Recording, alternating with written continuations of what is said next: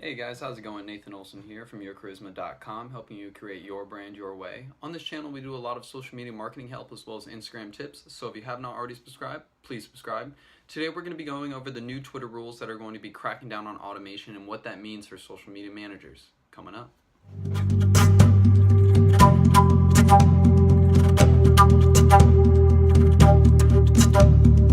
Audio Jungle.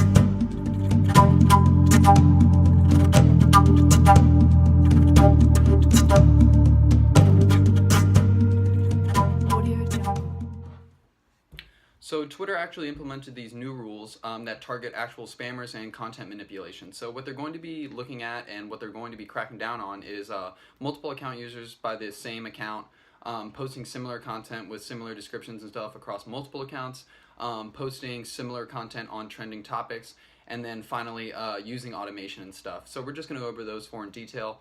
When we talk about creating multiple accounts, so the problem with creating multiple accounts on Twitter is that the niches are very I guess you could say small. So in the grand scheme of things, if you're an influencer with millions of followers and you sort of create and build accounts within the same niche with the same kind of content, you're building up this sort of social power of monopoly. You're actually able to control the niche and what everyone is actually looking and seeing and doing, because everyone is actually following an affiliate of your account. Your smaller accounts are followed by similar people, they're friends of friends, and you actually manipulate the entire network. And Twitter wants to stray away from that. It's a social media platform. You should be creating connections with everyone.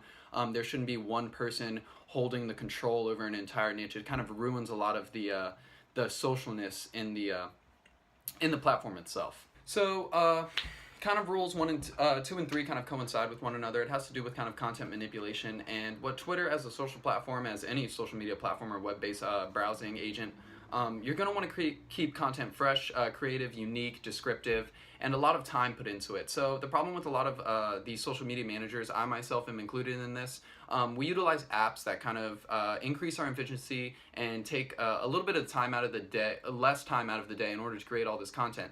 Because when we're creating multiple accounts within a specific niche, or for example, say we have accounts across different niches, but they kind of the content can kind of go both ways in either or. We kind of upload that content to other accounts just to make it easier on our lives and to make it more efficient, change up a little bit of the wording. However, this kind of drowns out the creativity and the personality within the Twitter platform and other social media platforms. So just creating a unique and different content strategy is something that we should strive for. As influencers, we should be looking to create content that provides value, not simply reposting similar content over and over again. But I do understand that it does take time. So when you're creating these types of posts that are unique and descriptive and very thoughtful, it takes a lot of time out of your day. It could take you an hour, 2 hours, 3 hours. You don't know. It could, with different apps come different type of, or with different platforms rather, come different type of content styles. For Instagram, it could be as simple as 30 minutes. For YouTube, it could be as long as 2 hours, 3 hours. So it just kind of plays to the field. With Twitter, it's a little bit easier. But then again, you can use Twitter to post blog posts and other stuff like that. So creating that type of content kind of takes a while. So just allocate more time to your content strategy, post a little bit less, that way you can put more time into each post. So that's something that I've been incorporating. It's really helped with engagement, specifically on Instagram as well as Twitter, just because my posts are up there for a little bit longer.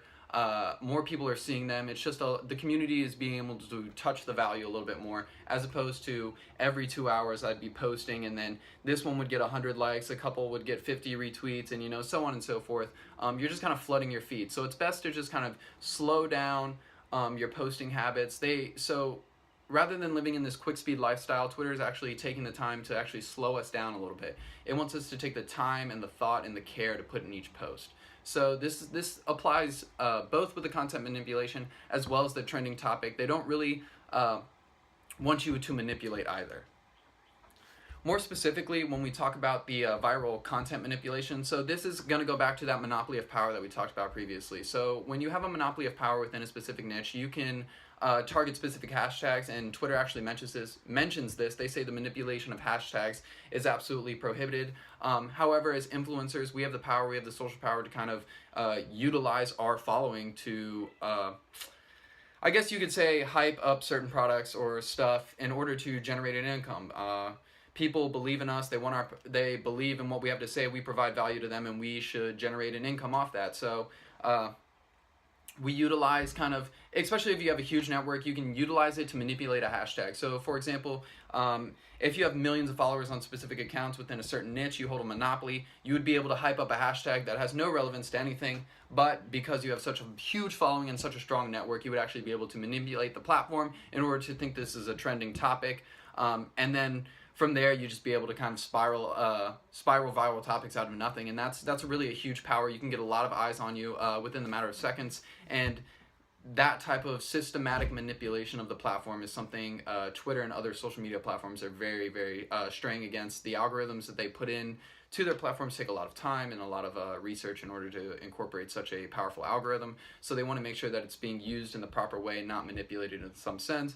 But as entrepreneurs, digital marketers, and other social media managers, we're looking for flaws and pitfalls in order to get an edge against the house. So these types of manipulations, although they are frowned upon, I do see the advantages of using them. However, Twitter is actually looking to banning accounts that are manipulating or breaking these rules. So it's kind of, there's a lot of risk involved in doing these types of things. I would say for those that have started a business and you're actually making decent returns, I would say to kind of abide by the rules. You don't want your account to be banned for any sort of reason, any law or manipulation breaking. Just simply coincide with the rules. It may take a little bit more of content strategy time and maybe creating less accounts within the same niche, but you can still use other accounts within different niches to grow their accounts. You know, people that like dogs aren't exclusively only in the dog niche. They might like boats, they might like motorcycles, they might like traveling, you know. People have a variety of characteristics that apply to them, so only saying that an audience member can apply only to a dog field is kind of inconsequential compared to all the characteristics that a person is made of. There's so many different values that you can hit. So this creating of multiple accounts in a single niche isn't really a huge big deal, but it could affect some that are kind of using that to manipulate the social power within it. Okay, so the last rule that's going to come into play is automation. So I'm not going to spend too much time on this because a lot of us that utilize automation already know that it does break the rules, and people, Instagram, Facebook, and all of them have always said that they're going to be breaking down and kind of knocking the hammer down on automation. However, I have never personally experienced, I guess, my account getting banned or when there was the dark shadow or the kind of the shadow ban on Instagram that was there, where you would receive less engagement and stuff. So I've never experienced that. Some of the affiliates that I've met and conversed with have never experienced this, but we are taking on a risk. We do understand that we are breaking the rules with automation. However, it's kind of a work smarter, not harder type of ideal mindset. I personally use automation. I think it's very useful. I think my account should be running 24/7. If I have the power, it's a digital platform. I should be able to use bots and other AIs in order to take advantage. People utilize it in trading. People utilize bots and other things to complete laborious tasks. So I don't understand why using those is against the rules. But at the same token, it's a social platform. You should be creating personal connections. So I do understand, but you know, it is what it is. So guys, that's just going to wrap up this video. I hope there's a lot of content that you guys could have taken from this. Make sure to like and subscribe and stay tuned for the next video.